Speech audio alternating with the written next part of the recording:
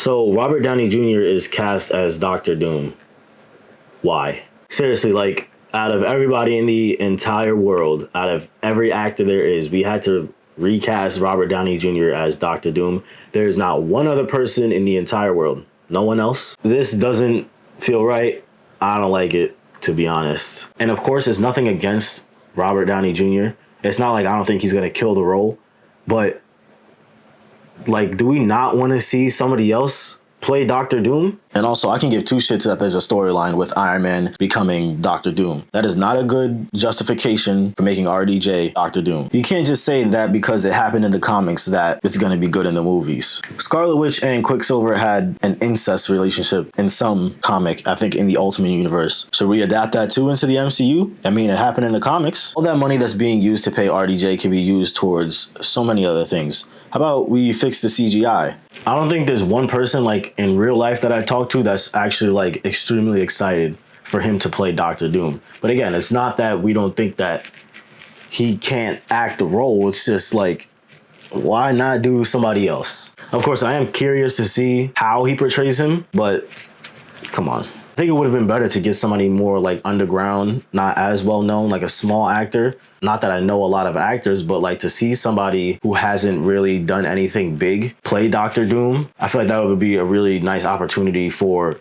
the character Doctor Doom and of course the actor. And what I really don't like, what the fuck happened to Kang? I know Jonathan Majors had a whole situation with domestic violence, I think it was, but wasn't he like proven not guilty or like, isn't he okay? And then I saw this one video that was sent to me that was really sad. Someone confronted Jonathan Majors about like how he feels about, you know, Kang being basically wiped off the face of the earth. It was announced that Robert Downey Jr. was, you know, being brought back from Marvel to play Doctor Doom. I mean, it looks like he's replacing your villain, you know, Kang. I mean, are you hurt with the new direction that, like, Marvel is, like, going in? Yeah, heartbroken. You are? Yeah, come on. Yeah, of course. I love him. I love Kang. I love Kang. I mean, you know, Doctor Doom is wicked though.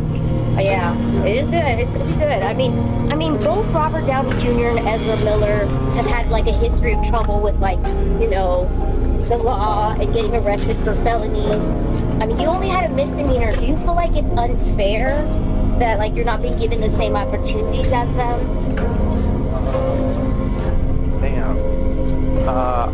I think it's fair that Mr. Downey is being and has been greeted with patience and curiosity.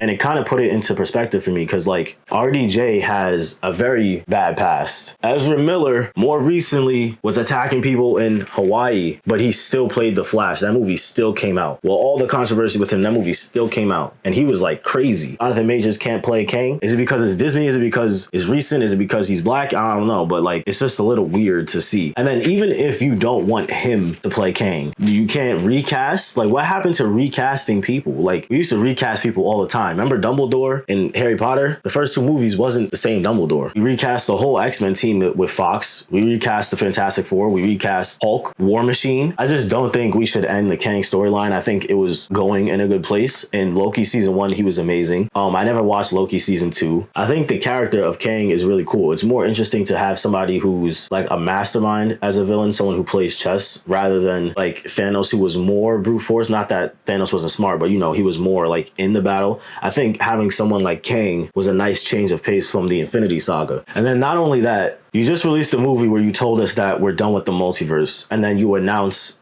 Fantastic Four First Steps, which is in another universe, so the multiverse is still like a very big thing. And then you recast RDJ as Doctor Doom. That's a multiverse thing. I assume it's a multiverse thing. So how are you going to tell us that we're done with the multiverse? But then the next two things that you announce are like involved in the multiverse. And then another big complaint about the multiverse, we just saw Iron Man die like a few years ago, but now he's coming back to play Doctor Doom.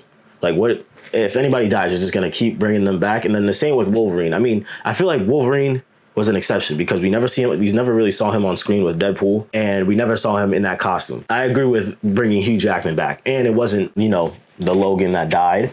And I guess you could say the same for this Robert Downey Jr.'s character, but it doesn't mean anything because obviously it's in the MCU. It's going to have some effect on the heroes who worked with Iron Man. And everyone's focus is like, oh, imagine the dynamic between Tom Holland's Spider-Man and RDJ's Doctor Doom. Like, that shouldn't be the main focus of Doctor Doom being in the MCU. The dynamic is always between Reed Richards and Doctor Doom and the Fantastic Four. Why do we always care about Spider-Man? Spider-Man is not the only character to exist in the Marvel Universe or the MCU. They should have cast someone else. Jonathan Majors is being done so dirty. Kang is being done so dirty. And Lakeith Stanfield should be Silver Surfer. That is the perfect casting. He should be Silver Surfer.